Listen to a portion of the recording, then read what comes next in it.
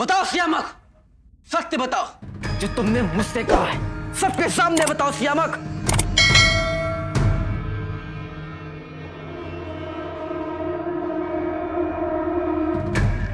हाँ पिताजी महाराज, ये मैंने ही लिखा है।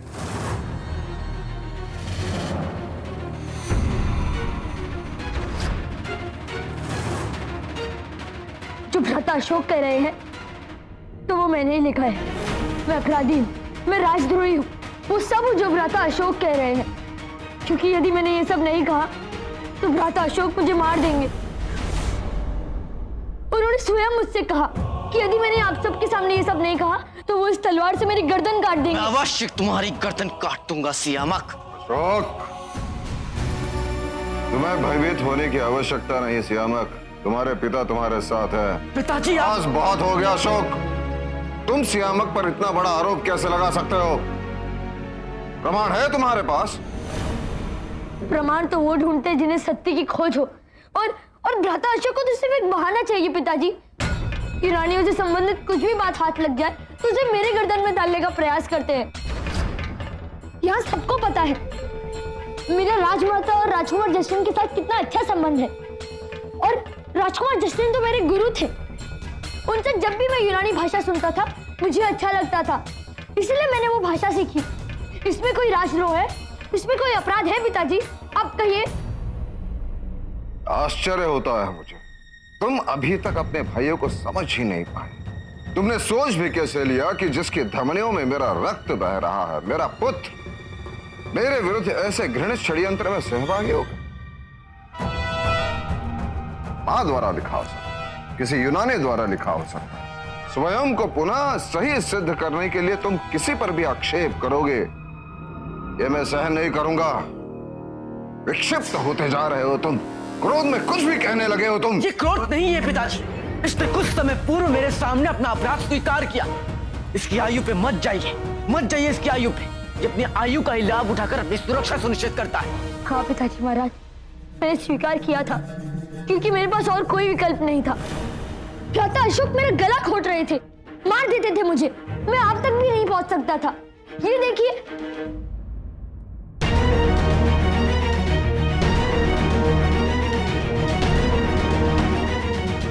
पिताजी इसकी बात पर मत जाइए, इस पर विश्वास मत कीजिए पिताजी। मुझे मत समझाओ कि मुझे किस पर विश्वास करना चाहिए और किस पर नहीं,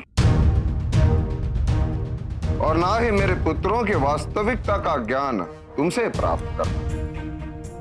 किसी भी कार्य के पीछे कोई उद्देश्य होता है। सियामक का क्या उद्देश्य हो सकता है?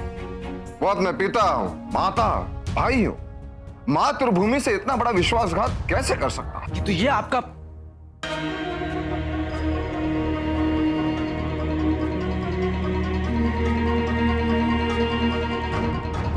क्या कहना चाह रहे हो? बात पूरी करो, बताओ, और सबके सामने लज्जित करो मुझे। मिलाओ, अपने पिता के मान सम्मान को मिट्टी में मिला दो। कुछ नहीं।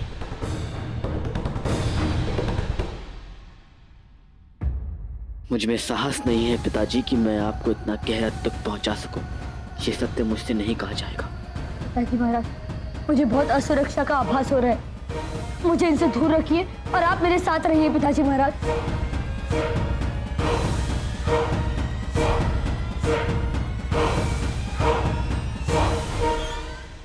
सियामक!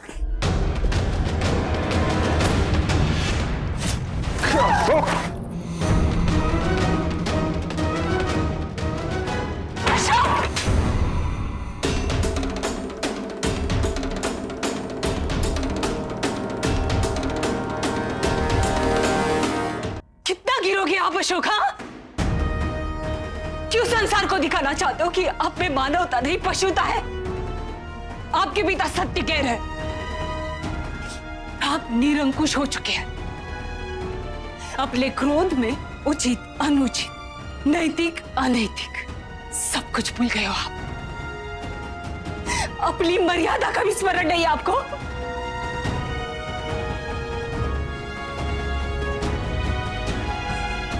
इसे परिग्रह में रखा जाए।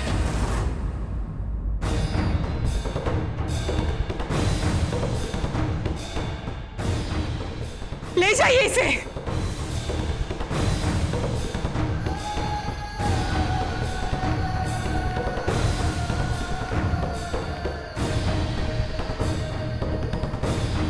फिर माता कौशल्या ने श्री राम से कहा, जो सद्गुण संपन्न और महाराज दशरथ के प्रिय पुत्र है, उनके साथ ऐसा अनर्थ हो रहा है। इसे सुनकर किसे विश्वास हो, और ऐसी बात सुनकर कौन भयभीत नहीं हो। निश्चय ही इस जगत में देव सबसे बड़ा बलवान, उसकी आज्ञा सबके ऊपर चलती, वही सबके सुख दुख निर्धारित करता है। उससे बच पाना किसी के लिए भी संभव नहीं।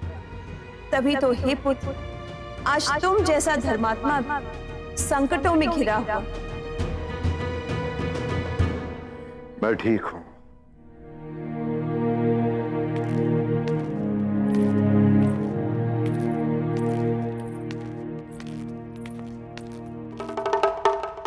क्या बात है, अब हमारे साथ ही छल करने लगे हो तुम? कहानी क्या है? कहानी तो आपकी भी कम रोमांचक नहीं, बता दूं सबको। इसीलिए मैं आपके मार्ग में नहीं आऊंगा और आप भी मेरे मार्ग में मत आइए। यही सबसे अच्छा होगा हम दोनों के लिए। और हाँ, यदि आप मेरा मूल्यांकन करें तो एक बात स्मरण रखिए, जो आप इतने वर्षों से नहीं कर पाए वो आज मैंने कर दिखाया। आज मेरी वजह से अशोक बंधित रहा।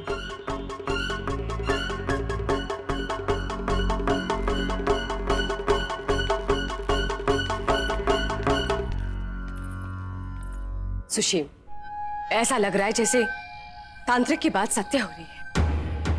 कहीं अशोक के हमारे जीवन से बाहर होने का आरंभ तो नहीं? यही तो देखना है सुशील, कि वो क्या होगा जो अशोक को पाटलिपुत्र से बाहर निकालने का निमित्त बनेगा।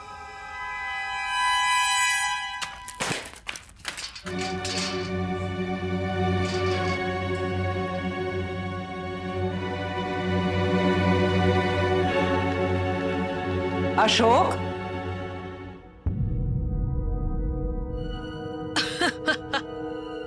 कैसी विडंबना है ना।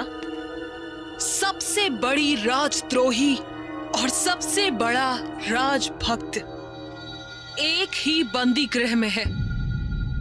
हम दोनों भिन्न नहीं, विपरीत हैं।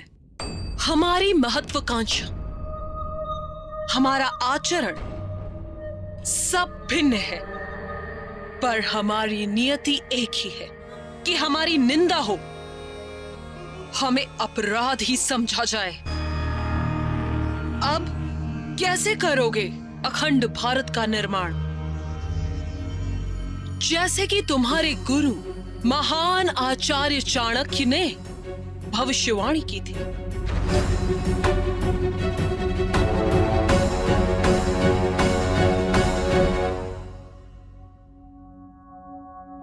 देखिए, घाव पे औषधि लगा के पट्टी बांध दी है। घाव कुछ दिनों में ठीक हो जाएगा, चिंता की कोई बात नहीं। प्रणाम राजन, हम चलते हैं। पुत्र का दिया हुआ घाव कभी नहीं भरता। ये क्या हो गया अशोक को? गर्व था मेरा वो, मेरे प्रति उसका प्रेम पिता पुत्र के संबंध की पराकाष्ठा मानी जाती थी। राम था हमारा वो राम।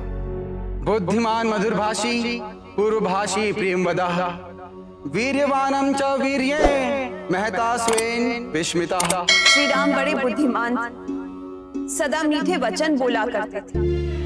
अपने पास आए लोगों से बात करने में पहल वही किया करते थे, और उनके मुख से जो भी शब्द निकलते थे वो हृदय प्रिय होते थे। बल और पराक्रम से संपन्न होते हुए उन्हें कभी गर्व नहीं होता था। न चांद्रित कथो विद्वान वृद्धानां प्रति पूजकः अनुरक्तः प्रजाभिश्च प्रजाश्च अप्यनुरज्यते। असत्य उनके मुख से कभी नहीं निकलता था। वो विद्वान थे और सदा वृद्ध जनों का सम्मान किया करते थे। प्रजा का उनके प्रति और उनका प्रजा के प्रति बहुत प्रेम है। सानु क्रोशो जित क्रोधो ब्राह्मण प्रति पूजकः दीनानुकंपी धर्मजनो नित्यं प्रग्रवान शुचिः। वो परम दयालु, क्रोध को जीतने वाले और ब्राह्मणों के पुजारी थे। उनके मन में दीन दुखियों के लिए बड़ी दया थी। वो धर्म को जानने वाले, इंद्रियों को वश में रखने वाले और बाहर भीतर से परम पवित्र थे।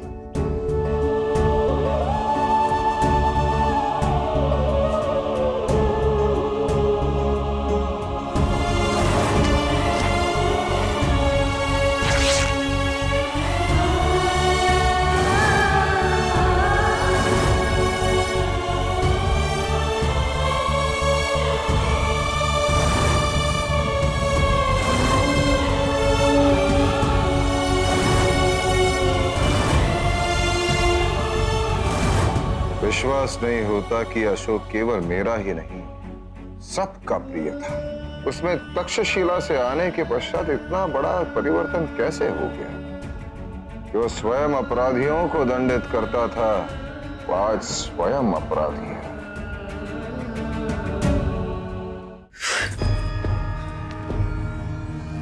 मैं कैसे समझाऊं आपको पिताजी कि मैं निर्दोष हूं, वो सियामक अपराधी है? कैसे समझाऊं? आचार्य चाणक्य, उनका भय उचित था जब वो कहा करते थे कि मगध को सबसे अधिक भय है तो आंतरिक शत्रुओं से। आजीवन वो प्रमाण के लिए प्रयासरत रहे। जब मेरे पास प्रमाण तो कोई मुझे समझ नहीं रहा है, पता नहीं क्यों सब मुझे अपराधी समझ रहे हैं। क्यों क्यों बताइए मुझे। क्या यही है सत्य की विजय? क्या यही है धर्म की जीत? हाँ, समय कब कैसे परिवर्तित हो जाए कोई नहीं जानता। सोच भी नहीं सकती हूँ शस्त्र उठा के अशोक उस शास्त्र को भी भूल जाए और मुझे दिए हुए उस वचन को भी कि शस्त्र उठाएगा तो केवल किसी और की रक्षा के लिए। सम्राट, महामाते खलाटक और श्रेष्ठ ब्राह्मण गिरिनाथ जी, अखंडानंद जी, देवेंद्र जी सभा में पधारे और सभी आपसे भेंट करना चाहते हैं। किस विषय? सभी के पास आजकल तो एक ही विषय है, अशोक। आप कहां जा रही हैं? इससे पहले कोई और उससे प्रश्न पूछे, मैं उसे पूछना चाहती हूँ, क्या कमी रह गई थी मेरे पालन पोषण में?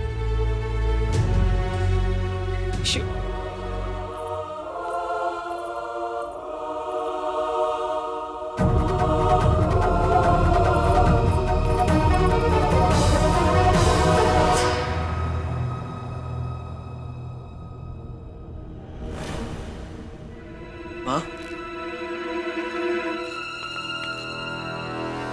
पिताजी कैसे हैं? माँ जीवित है। माँ, आपको भी मुझे आज मैं आपसे अपने प्रश्न का उत्तर चाहती हूँ अशोक, और मैं केवल सत्य सुनना चाहती हूँ। आज तक मैं हर परिस्थिति में आपके साथ खड़ी रही हूँ क्योंकि मुझे आप पर विश्वास था कि मेरा पुत्र कभी भी कुछ अनैतिक अनुचित नहीं करेगा। सबने आपको समझने में भूल करती, लेकिन मैं आपको जानती थी। मुझे ऐसे ही लगता था आज तक, लेकिन आज आपने जो किया उसको देखकर मैं स्तब्ध रह गई अशोक। आज जो रूप मैंने आपका देखा उसे देखकर मुझे भय लगने लगा। क्या सब लोग आपके बारे में जो कहते हैं वो सत्य तो नहीं? क्या वास्तव में आप मेरे दिए गए संस्कारों को भूल चुके हो? क्या सच में आप बदल गए हो? और यदि नहीं तो मुझे वो कारण बताइए जिसके लिए आप अपने भाई सियामक पर आक्रमण करने जा रहे थे, उनके प्राण लेने का प्रयास कर रहे थे। बताइए मुझे क्या कारण था वो? ऐसा क्या हो गया था जिसके लिए आप सब कुछ भूल गए, अपनी सारी मर्यादा भूल गए, यहाँ तक कि सम्राट पर आघात किया और आपके हाथ नहीं रुके? बताइए मुझे अशोक, उत्तर दीजिए। क्यों क्यों अशोक, क्यों क्योंकि अशोक को सियामक का एक रहस्य ज्ञात हो गया था। ऐसा रहस्य जो अभी तक मेरे अतिरिक्त केवल इस राजभवन की दीवारें ही जानती थी। अशोक ने सियामक पर जो भी आरोप लगाए हैं वो सत्य है। यही नहीं, अशोक को यह भी पता चल गया था कि सियामक के राजद्रोही होने का कारण क्या था। क्यों सियामक को मौर्य वंशों से, बिंदुसार से इतनी घृणा है? क्यों बिंदुसार का रक्त बहते देख सियामक का रक्त नहीं उबला? क्योंकि उसकी धमनियों में बिंदुसार का रक्त ही नहीं है। सियामक जस्टिन और नूर का पुत्र है। यूनानियों और खुरासानियों का रक्त है वो, मेरा अंश है वो।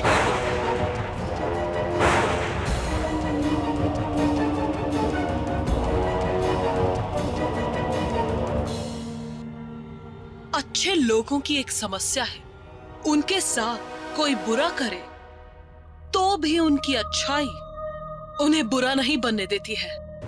तुम्हारे पुत्र की भी यही समस्या है। इतना बड़ा सत्य ज्ञात होते हुए भी ये मौन रहा, जबकि ये जानता था कि मौन रहने का परिणाम क्या है। दोषी अशोक बन गया है। किस लिए? क्योंकि वो अपने पिता को चोट नहीं पहुंचाना चाहता था, उनकी प्रतिष्ठा को खंडित नहीं करना चाहता था। सोचो क्या बीतती बिंदुसार पर जब सबके सामने अशोक उससे कहता है कि सियामक जस्टिन का पुत्र है और जस्टिन की हत्या का, नूर की हत्या का प्रतिशोध लेने के लिए उसने राजद्रोह किया, यूनानियों और खुरासानियों की सहायता करके। बिंदुसार तो वहीं प्राण त्याग देते, बल्कि अब तो हम भी यही सोचते हैं कि हमने बिंदुसार को मारने के लिए इतना कष्ट क्यों उठाया। केवल ये एक सत्य उसके कानों में कहना था, उसका हृदय सहन नहीं कर पाता इतनी बड़ी चोट। तुम्हारा पुत्र पहले हृदय से सोचता था, वो भी गलत था, और आज पहली बार उसने बुद्धि को महत्व दिया, अपनी जिह्वा पर नियंत्रण रखा, तो भी गलत। इस जैसे व्यक्ति की महानता को समझ पाना तुम भारतवर्ष के लोगों के लिए संभव नहीं। यूनान में होता ये तो इसे ईश्वर समझते। जिस अशोक के प्रति तुम सबको कृतज्ञ होना चाहिए, उसे अपराधी बना दिया था तुमने। धर्मा, बिंदुसार तो पहले ही कान का कच्चा था, पर तुम्हें क्या हो गया? राजमाता, पिता के लिए एक और शब्द नहीं सुनूंगा मैं।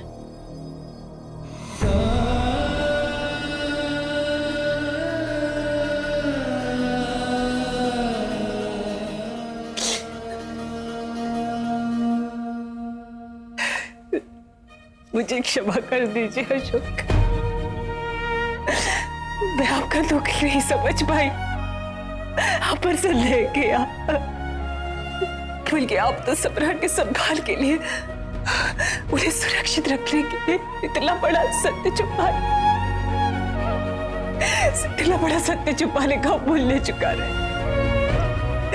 मुझे क्षमा कर दीजिए पुत्र। माँ, आप क्षमा क्यों मांग रही हैं? आपने मुझ पर संदेह किया, मुझे इसका कोई दुख नहीं है। कम से कम आपने इतना अधिकार तो समझा। पिताजी की भांति बिना कोई प्रश्न पूछे मुझे पराया नहीं किया। अशोक, मैं जानती हूँ आप अपने पिता से क्रोधित हैं, पर क्रोध में कुछ ऐसा मत कर बैठना कि उन्हें ठेस पहुंचे। राजमाता सत्य कह रहे, यदि आप उन्हें ये सत्य बताएंगे तो वो सहन नहीं कर पाएंगे। पहले से उनके श्वास पर बहुत संकट आ चुकी है, ये बात उन्हें तोड़ देगी। और यदि उन्हें कुछ हो गया ना अशोक, तो मैं जीते जी मर। मैं नहीं बताऊंगा माँ, मैं पिताजी को नहीं बताऊं। चलो, इतना तो हमने कर दिया कि इन माँ बेटे का प्रेम अब सियामत के इस रहस्य को बाहर नहीं आने देगा। और जब तक सियामत का सत्य सुरक्षित है, इस राजभवन में सियामत भी सुरक्षित है।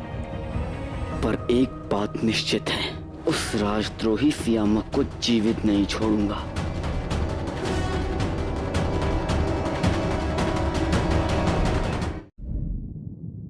मैं तुम्हारे वेश में यहाँ से बाहर निकलूंगी। ऐसे में किसी को मुझ पे संदेह भी नहीं होगा। यदि किसी ने देख लिया कि आपके स्थान पर मैं हूँ, तो मैं क्या करूँगी? कह देना मैंने तुम्हें मेरी सौगंध दी थी। मुझे आप पे बहुत डर लग रहा है। इस समय मुझे अशोक के अतिरिक्त और किसी बात की चिंता नहीं है।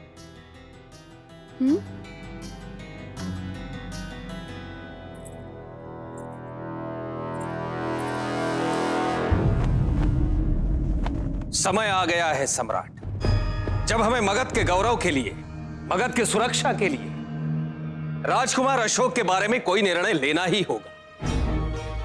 क्योंकि यदि आज भी हम मौन रह गए तो वो दिन दूर नहीं जब मगध के युवक अपने ही पिता पर आक्रमण करने के लिए प्रेरित हो जाए। आपको यह निर्धारित करना होगा सम्राट कि नियम तो नियम है, उसे तोड़ने वाला दंड का पात्र होता है, चाहे वो कोई साधारण नागरिक हो या कोई राजकुमार। सम्राट,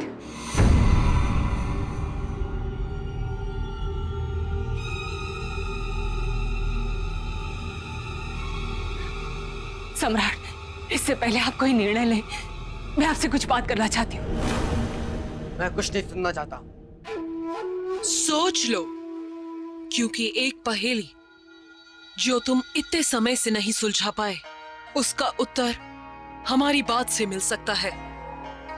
हाँ अशोक, जिस प्रश्न के उत्तर के लिए तुम न जाने कितनी रात सोए नहीं, कितने दिन व्याकुल रहे, अशांत रहे, असहाय रहे, वो तुम्हें मेरी बातों से प्राप्त हो सकता है। अशोक, आचार्य चाणक्य की मृत्यु का रहस्य हमें ज्ञात है।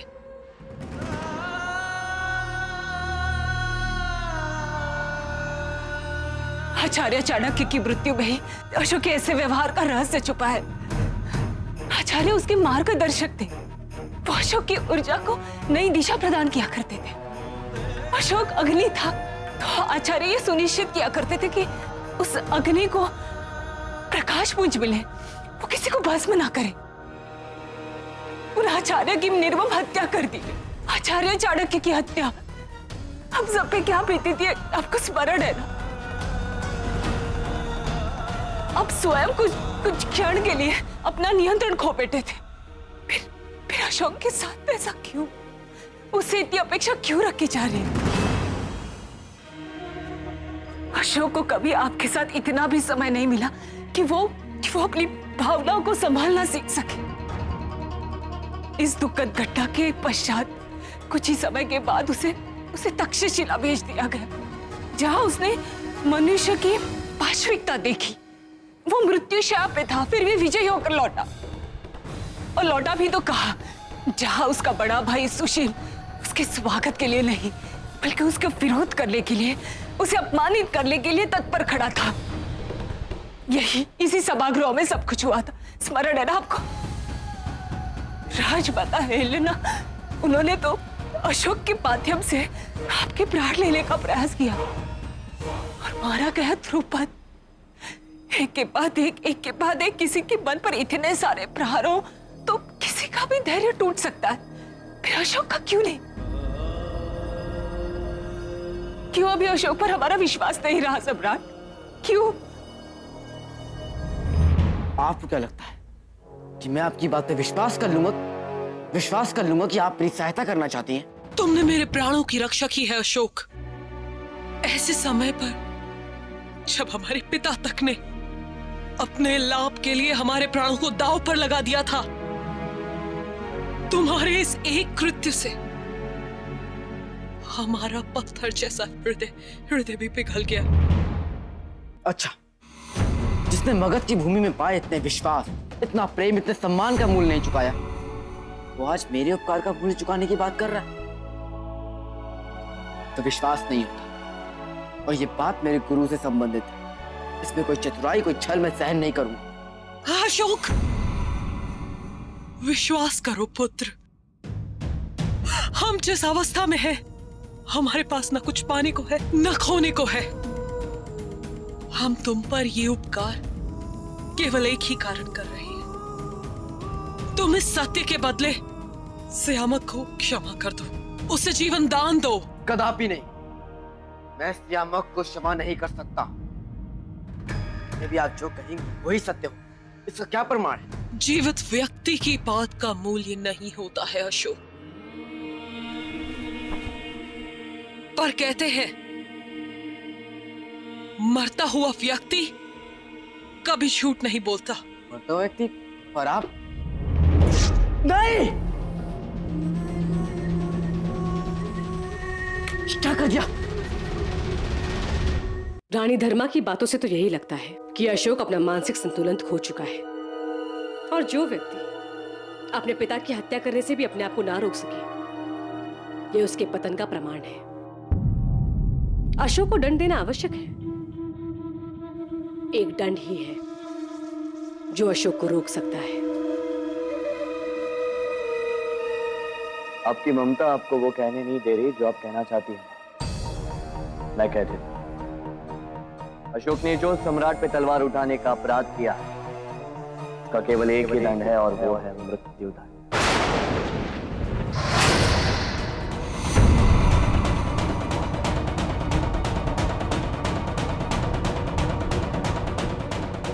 दंड से अधिक सुधार पर ध्यान दिया जाना चाहिए, और दंड का यही उद्देश्य होता है।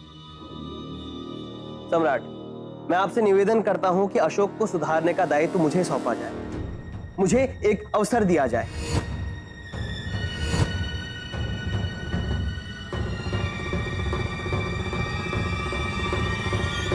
निर्णय लेने से पहले आपको चयन करना होगा पिताजी महाराज, कि आप मुझे जीवित देखना चाहते हैं या भ्राता अशोक को।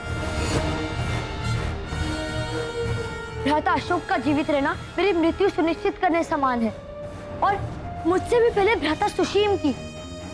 उनसे हम दोनों भाइयों को बचाना असंभव है। सैनिकों, कोई है? बचाओ! कोई हमारी सहायता करो!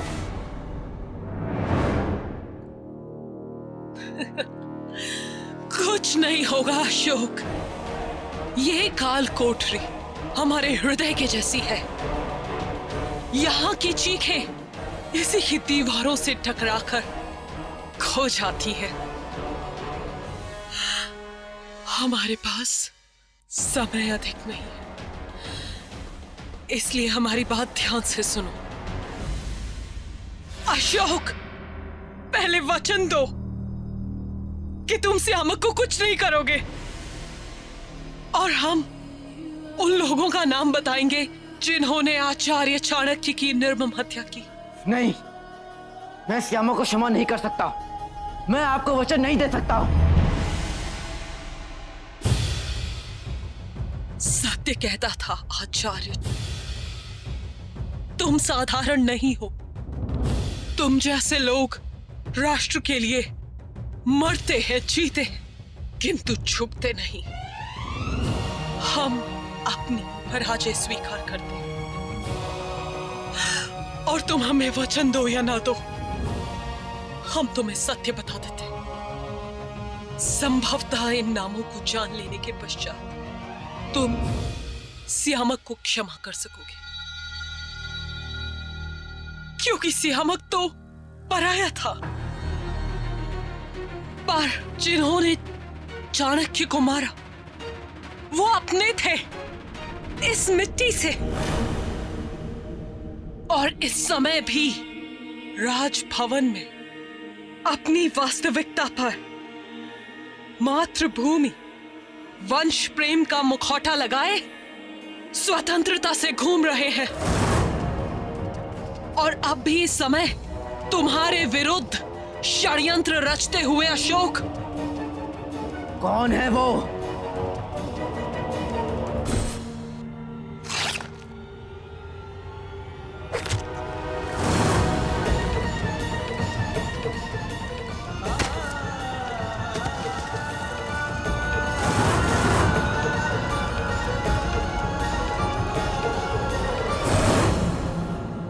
चाणक्य की हत्या के रचयिता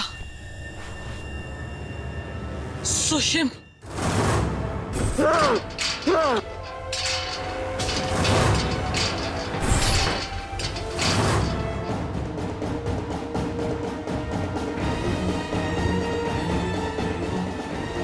अब कौन सा संकट आ रहा है?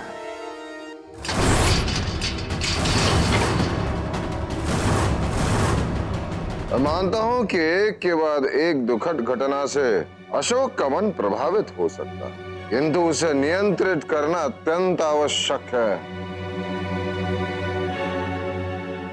केवल बंदी गृह में रखना समाधान नहीं है, क्योंकि उसमें जितना आक्रोश है वो बंदी गृह तोड़कर बाहर भी निकल सकता है।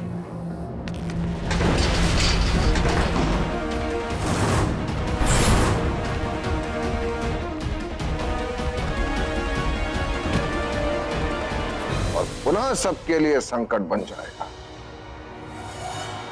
और तब भी हम उसे परिवर्तित करने के विषय में विचार करेंगे।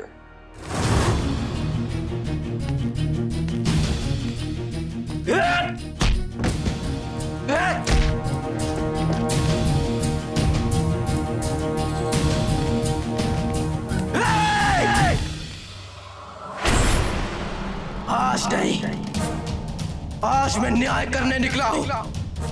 आचार्य चाणक्य की हत्या का प्रतिशोध लेना है मुझे, इसलिए मुझे रोकने वाला हर निर्दोष मेरा शत्रु बन जाएगा।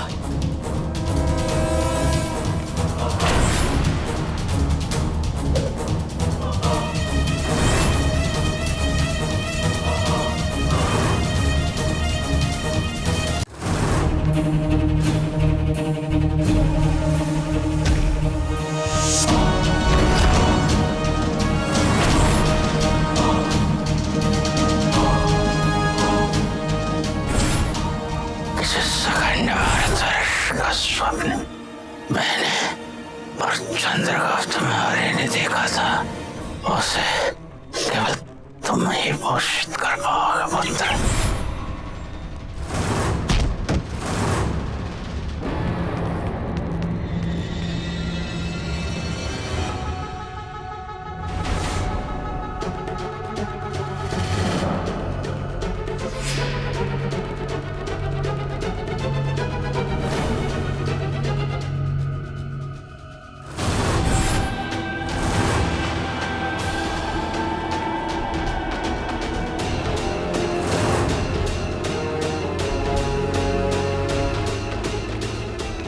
सम्राट राजकुमार अशोक,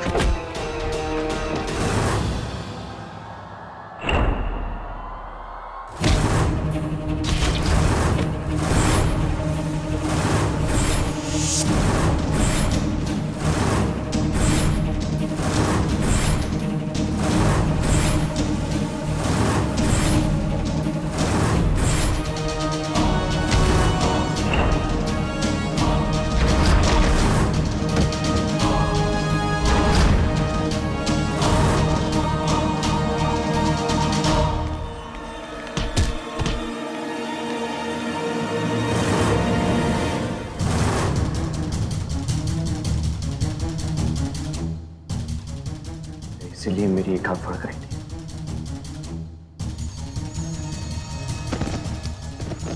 मुझे सुषिम!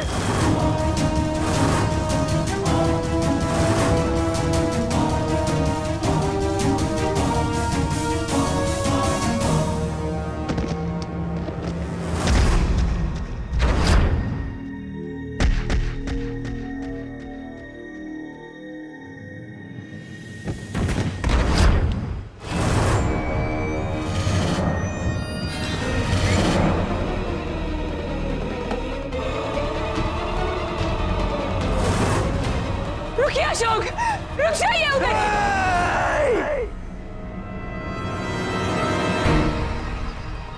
आज नहीं, आज मेरे और मगध के इन शत्रुओं के बीच कोई नहीं आएगा। मैं सबको दंड देकर रहूंगा जिन्होंने मेरे गुरु आचार्य चाणक्य की हत्या का घृणित षड्यंत्र रचा, उनकी हत्या कर दी। वो सभी यही उपस्थित है इसी सभा में।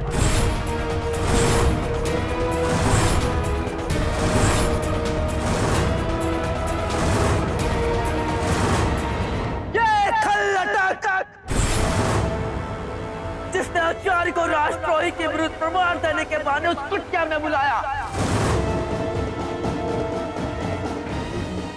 ये चारुमित्रा जिसने तंत्र विद्या का दुरुपयोग कर मेरी माँ के प्राण लेने का प्रयास किया, मेरी माँ के प्राण, और अपने विरुद्ध हर साक्ष्य को मिटा दिया। और ये हेलेना के साथ मिलकर एक के बाद एक हर षड्यंत्र में सम्मिलित था। और ये सुशील जो सिंहासन के लोभ में ये तक भूल गया कि जिस सिंहासन पर वो बैठना चाह रहा है, मौर्यों को वो सिंहासन उन आचार्य चाणक्य ने दिलाया था जिसकी हत्या का षड्यंत्र रचा है इसने।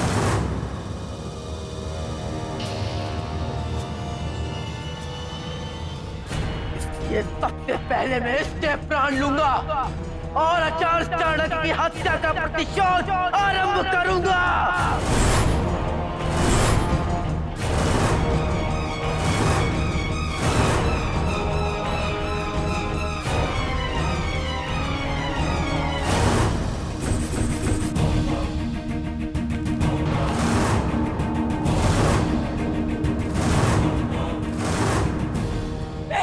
रुकिए।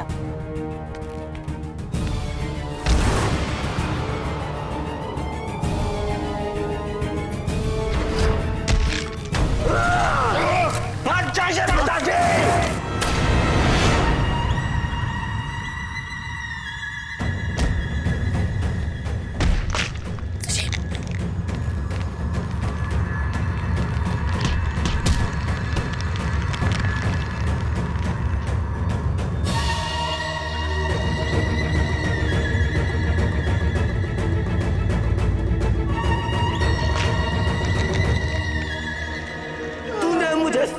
आघात करने का प्रयास किया, मैंने सहन कर लिया। बारंबार मारने का प्रयास किया, मैंने सहन कर लिया। तूने मेरे गुरु की हत्या करके अपनी मृत्यु सुनिश्चित कर लिया है। तूने मुझसे मेरे गुरु को नहीं, मेरे भगवान को छीन लिया। जानता है, आज तूने मेरे अंदर के पशु को जागरूक कर दिया है। आज तू देखेगा इस अशोक का चंड रूप। अशोक! धर्मा, अशोक को रोक, वरना वो मेरे पुत्र को मार देगा। रुकिए।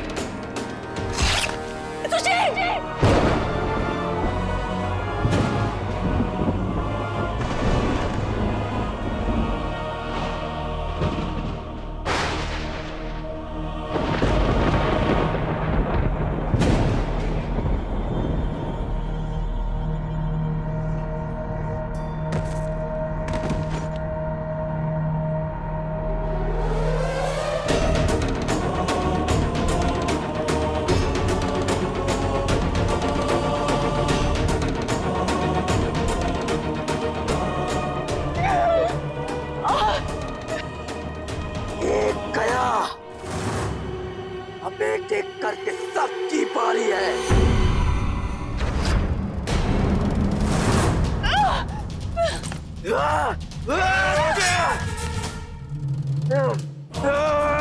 पकड़ लो इसे। Ah!